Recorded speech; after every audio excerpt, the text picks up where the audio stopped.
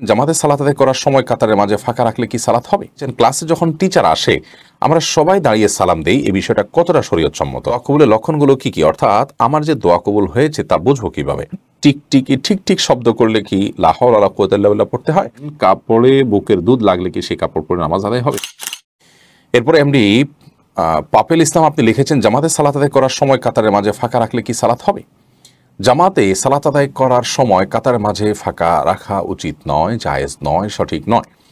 আমাদের অনেক মুসলিম ভাইয়েরা আছেন যারা জামাতে সালাতের সময় কাতারের মধ্যবর্তী পার্শ্ববর্তী মুসল্লির মাঝে অনেক ফাঁকা জায়গা রাখেন এবং মনে করেন যে একটু দূরে দাঁড়ালে এটা তার প্রাইভেসি রক্ষা হবে। বিষয়টা খুবই অনুচিত একটি কাজ, খুবই গর্হিত একটি কাজ। কারণ নবী করিম সাল্লাল্লাহু আলাইহি ওয়াসাল্লাম কাতারের মধ্যবর্তী ফাঁকা বন্ধ করার জন্য আমাদেরকে নানাভাবে উৎসাহিত করেছেন।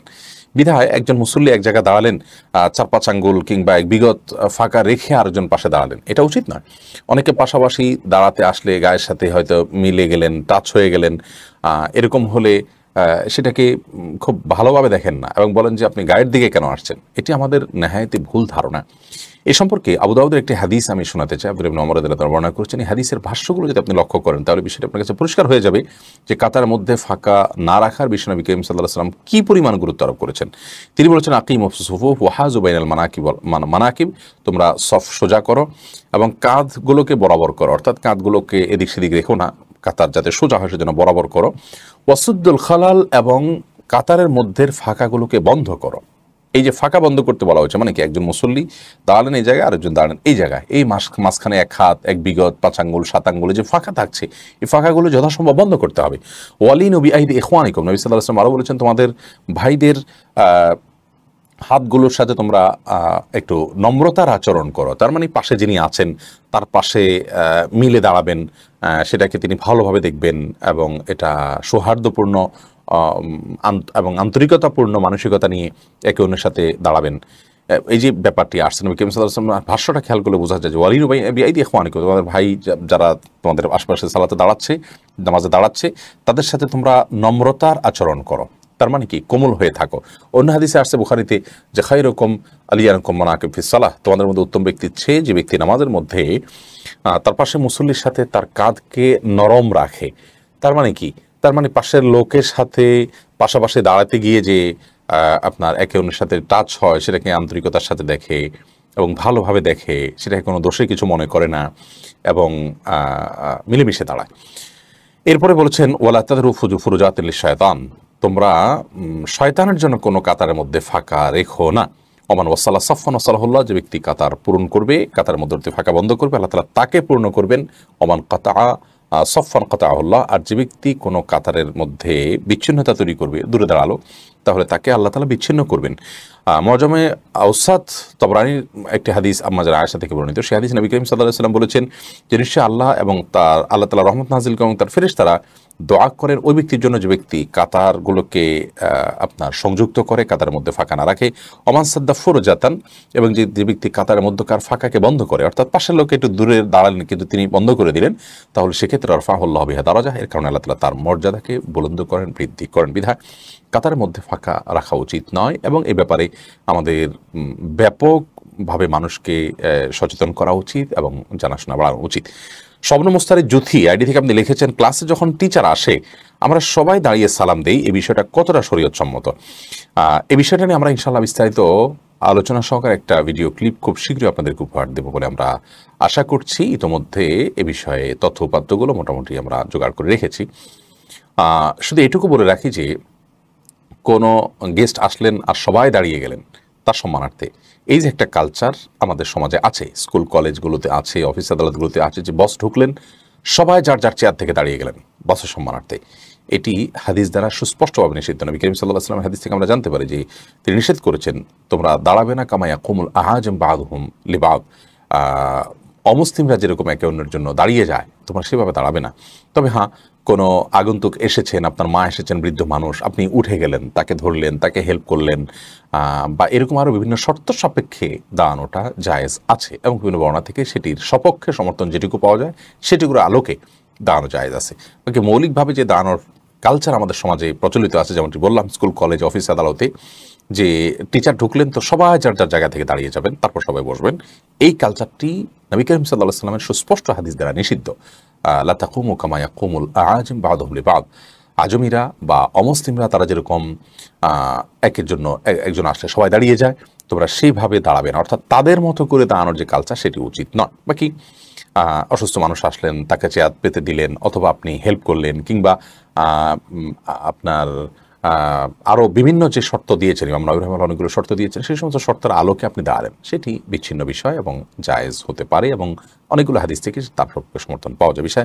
বিষয়টা কি বিস্তারিত আমরা বলবো, তবে মোটা দাগে যে প্রশ্ন আপনি করেছেন, ক্লাসে টিচার আসার পর সবাই দাঁড়িয়ে যায় সম্মানার্থে, এই দাঁড়ানোটা এটা অবশ্যই হাদিস দ্বারা নিষিদ্ধ। কারণ হলো এই দাঁড়ানোটা ওলামায়ে কেরাম অনেকেই যে সমস্ত শর্ত সাপেক্ষে ক্ষেত্র বিশেষে দাঁড়ানোর অনুমোদন রেখেছেন, এটি তার মধ্যে পড়ে না। সুফিয়া আক্তার সুমি আপনি লিখেছেন, দোয়া কবুলের লক্ষণগুলো কি কি, অর্থাৎ আমার যে দোয়া কবুল হয়েছে তা বুঝবো কিভাবে? এ ব্যাপারে হাদিস থেকে সুস্পষ্ট কোনো বর্ণনা বা বক্তব্য পাওয়া যায় না যে এর মাধ্যমে আপনি নিশ্চিত হয়ে যাবেন যে দোয়া কবুল হয়েছে। তবে সাহাবায়ে কেরামের অনেকের অভিজ্ঞতার আলোকে তারা অনেক আলামতের কথা বলেছেন। যেমন কোনো সালাফ, কোনো সাহাবী থেকে বর্ণিত হয়েছে যে আপনি কোনো দোয়া করার পর যদি আপনার চোখের পানি চলে আসে, মনটা ভালো হয়ে যায়, আপনার দোয়ার কারণে আপনি বিনয় অবনত হয়েছেন, আপনার কায় মনোবাক্যে আপনি দোয়া করতে পেরেছেন, এবং মনোযোগ খুব বেশি চলে এসেছে, এবং আল্লাহর সাথে কানেক্টেড খুব হয়ে গেছেন, একটা ভালো লাগা কাজ করছে, তাহলে সেই দোয়াটা কবুল হয়েছে বলে আপনি সুধারণা করতে পারেন। আর একটি কথা আমাদের জেনে রাখা উচিত, তা হলো দোয়া কবুলের মানে কিন্তু এই নয় শুধুমাত্র যে আমি যা চাইলাম হুবহু তা পাইলাম, এটাই একমাত্র দোয়া কবুল নয়। দোয়া কবুলের আরও ফরম্যাট আছে। আমি আল্লাহর কাছে সুনির্দিষ্ট কোনো কিছু চাইলাম, সেটা পাওয়াটা যেমন দোয়া কবুল, আমি যা চাইলাম সেটা পেলাম না, কিন্তু আল্লাহ তাআলা এই চাওয়ার কারণে ইবাদত করা, চাওয়া একটা ইবাদত, দোয়া একটা ইবাদত, এর কারণে আল্লাহ তাআলা আমার জন্য একটা সওয়াব সংরক্ষণ রাখলেন, আখিরাতে সেই সওয়াবটা দিলেন, সেটাও কিন্তু দোয়া কবুল। এবং কোন হাদিসে আছে যে সেই কবুলের ফলে বান্দা যখন দেখবে যে অনেক আমল, অনেক সওয়াব পাচ্ছে আখিরাতে, সে আল্লাহকে জিজ্ঞেস করবে যে আল্লাহ এই সওয়াবগুলো কোত্থেকে এলো, আমি তো এই আমলগুলো করিনি, এত আমল করিনি। তখন আল্লাহ তাআলা বলবেন যে তোমার দোয়া দুনিয়াতে যেগুলো করেছ সেগুলোর অনেকগুলো আমি দুনিয়াতে দেইনি, তোমার কাঙ্ক্ষিত বিষয়টা, তার জন্য সওয়াব রেখে দিয়েছি। বান্দা তখন আশা করবে এবং আক্ষেপ করবে যে আল্লাহ কেন আমার অন্য সব দোয়াগুলো কবুল না হয় এরকম সওয়াব আমার জন্য রেখে দেওয়া হলো না, যেটা অনন্ত অসীম কালের জন্য আমার কাজে আসবে।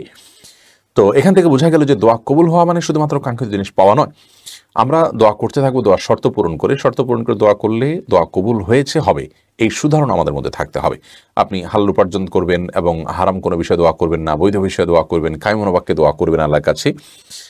দোয়ার মৌলিক শর্তগুলো যদি আপনি পূরণ করেন, দোয়াতে দুরূদ পাঠ করবেন, আল্লাহর প্রশংসা থাকবে, তাহলে সেক্ষেত্রে ইনশাআল্লাহ আপনার সেই দোয়া কবুল হবে। সেটা কাঙ্ক্ষিত জিনিস পেয়েও হতে পারে, আখিরাতে আল্লাহর কাছে সওয়াব পেয়েও হতে পারে। বিধায় দোয়ার ব্যাপারে নিরাশ হওয়া উচিত নয় এবং আশাবাদী থাকা উচিত। হাদিসগুলো দিকে তাকালে দোয়া আমাদেরকে আশাবাদী হতেই শেখায়। এবং নবী করিম সাল্লাল্লাহু আলাইহি ওয়াসাল্লামের হাদিসে যেমন রয়েছে, কোরআনেও রয়েছে, আল্লাহ তাআলা বলেছেন উদউনি আস্তাজিব লাকুম, তোমরা আমার কাছে দোয়া করো, আমি তোমার দোয়া কবুল করব। আল্লাহ তাআলার পক্ষ থেকে ওয়াদা আছে। বিধায় আপনি শর্ত পূরণ করে হালাল উপার্জন আছে, কায়মন বাক্যে মনোযোগের সাথে আল্লাহর কাছে দোয়া করছেন, হামদ সানা করছেন, আল্লাহর প্রশংসা করছেন, দরুদ পেশ করছেন, এরপর চাওয়া বৈধ চাওয়া পেশ করছেন, অবশ্যই সে দোয়া পূরণ হবে ইনশাআল্লাহ তাআলা। এরপরে তাসমিয়া রাজ্জাকি আলী থেকে আপনি লিখেছেন, টিকটিকি ঠিক ঠিক শব্দ করলে কি লা হাওলা ওয়ালা কুওয়াতা ইল্লা বিল্লাহ পড়তে হয়? আমাদের সমাজে প্রচলিত আছে যে টিকটিকি যদি ঠিক ঠিক আওয়াজ করে, তার আওয়াজই টিকটিকি টাইপের, এরকম আওয়াজ করলে তাহলে সেক্ষেত্রে কোনো কিছু আমরা বললে, তখন টিকটিকি আওয়াজ করলে তখন সে আমাদের সমর্থন করলো, কথাটা সত্য সঠিক, এরকমটি। এটা যে কুসংস্কার, সেটা বোঝার জন্য বোধ হয় খুব একটা পণ্ডিত হওয়ার প্রয়োজন নেই, আমরা সবাই মোটামুটি বুঝি। কারণ টিকটিকির এই ঠিক ঠিক শব্দ, এটা না হয় বাংলার সাথে খাটলো, টিকটিকি তো সারা দুনিয়াতে একরকমই শব্দ করে, তাহলে অন্য দেশে মানুষ সেটাখান থেকে ঠিক ঠিক বুঝবে কেন? অন্য কোথাও ঠিকঠিকের অর্থ অন্য কিছু বিপরীত বরং হতে পারে, তখন কি তারা ভুল কিছু বুঝবে? এগুলো নিছক কিছু কুসংস্কার এবং গর্হিত বিষয়। আর টিকটিকির ঠিক ঠিক আওয়াজ শুনলে লা হাওলা ওয়ালা কুওয়াতা ইল্লা বিল্লাহ পড়ার কথাও কোনো হাদিস দ্বারা প্রমাণিত নয়। এটি সম্পূর্ণ ভুল এবং ভ্রান্ত বিশ্বাস আমাদের। তবে হ্যাঁ, আমরা লা হাওলা ওয়ালা কুওয়াতা ইল্লা বিল্লাহ এটা অত্যন্ত গুরুত্বপূর্ণ আমল হিসাবে আমরা যখন সুযোগ আমরা পড়ব।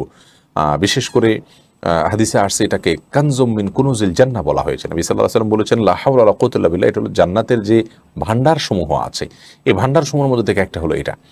অতএব এই দোয়া পড়লে জান্নাতের এই ভান্ডারসমূহের অধিকারী আমরা হতে পারবো। বিষয় শিলা হাউলা ওয়ালা কুওয়াতা ইল্লা বিল্লাহ, এটা আমরা পাঠ করব, সেটি আরেক বিষয়। আমিনা খাতুন আপনি লিখেছেন, কাপড়ে বুকের দুধ লাগলে কি সেই কাপড় পরে নামাজ আদায় হবে? হবে, কোনো অসুবিধা নেই। এস এম সেলিম রেজা রাজ আপনি লিখেছেন, বাচ্চাদের কপালে কালো টিপ দেওয়া যাবে কিনা? সৌন্দর্যের জন্য দেওয়া যেতে পারে, কিন্তু বদনজর থেকে বাঁচা যাবে, এটা দিলে আর বদনজর লাগবে না, এই বিশ্বাস থেকে দেওয়াটা ভুল। আবিদের সুলতানা ঝুমুর আইডি থেকে আপনি লিখেছেন, কোনো মৃত ব্যক্তির দোষ বা তার কোনো খারাপ কাজের ব্যাপারে কথা বললে কি মৃত ব্যক্তির খবরে আযাব হতে পারে বা খবরে আযাব বেড়ে যায়? না, এরকম কোনো কথা নেই। মৃত ব্যক্তির কোনো দোষের চর্চা করলেই তার আযাব বাড়ে এমনটি মনে করার কোনো কারণ থাকতে পারে না। যে দোষ চর্চা করছে গুনাহ হবে তার, পাপ হবে তার, কারণ সে মৃত ব্যক্তির সমালোচনা করছে। নবী করিম সাল্লাল্লাহু আলাইহি ওয়াসাল্লাম বলেছেন, কোনো ব্যক্তি মারা গেলে তার সমালোচনা তোমরা করবে না, কারণ সে যা করেছে তার সেই কর্মের ফল সে পেয়ে গেছে, ভালো হলে ভালো, মন্দ হলে মন্দ, তার সমালোচনা করবে না। অতএব যারা মৃত ব্যক্তির সমালোচনা করছে তারা গুনাহ কাজ করছে, হোক সেটা তার মধ্যে ছিল, হোক সেটা অন্যায়। ব্যক্তির সমালোচনা তার মৃত্যুর পর করা অনুচিত এবং গুনাহের কথা, সেটি তাদের গুনাহ হবে, কিন্তু মৃত ব্যক্তির এর কারণে গুনাহ হওয়ার কোনো কারণ নেই।